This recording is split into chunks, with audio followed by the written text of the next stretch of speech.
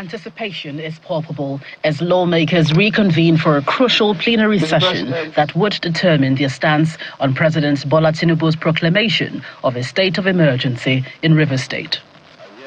A correspondence from President Tinubu is read on the floor.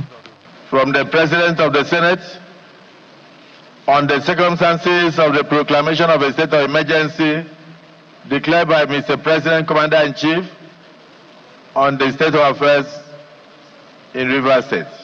During the session, the leader of the Senate, under Order 1B, seeks to reorder the day's proceedings to entertain the request. Mr. President, that we reorder the agenda on the order paper.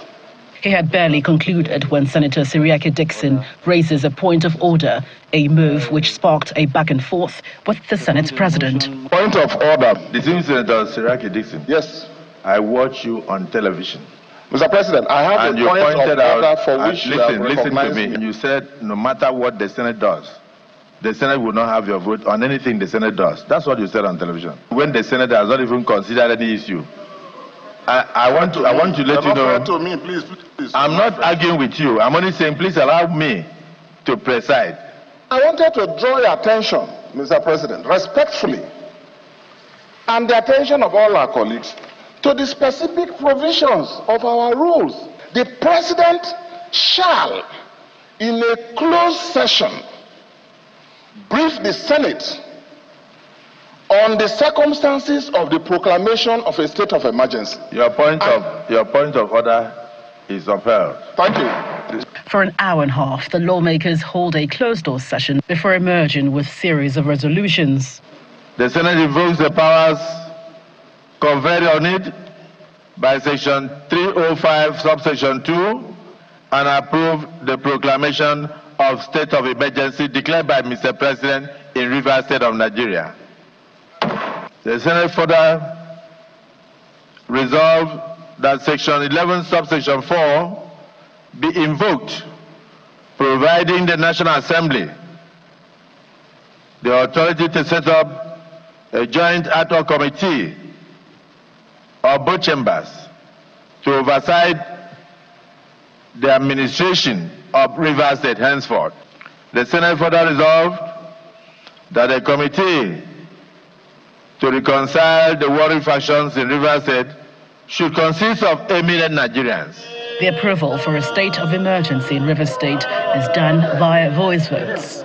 The Senate's approval of President Tinubu's proclamation of emergency rule in Rivers State certainly marks one of the most decisive and enthusiastic moments in the Chamber's history. The vote legitimizes the President's ruling, definitely raises the stakes for all parties involved in the unfolding political crisis. For more reactions on this in the Green Chamber, we join my colleague Terry.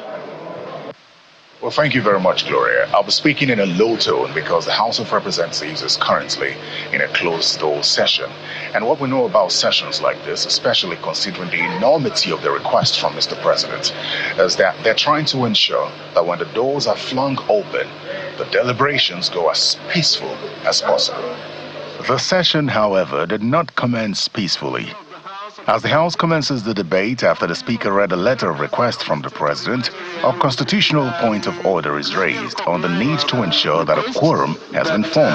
Whether we have formed a quorum, Mr. Speaker, as enshrined in the Constitution, Mr. Speaker, so that our deliberations are not going to be deliberations based on illegality. It is noted, Honorable. Please, you can sit down.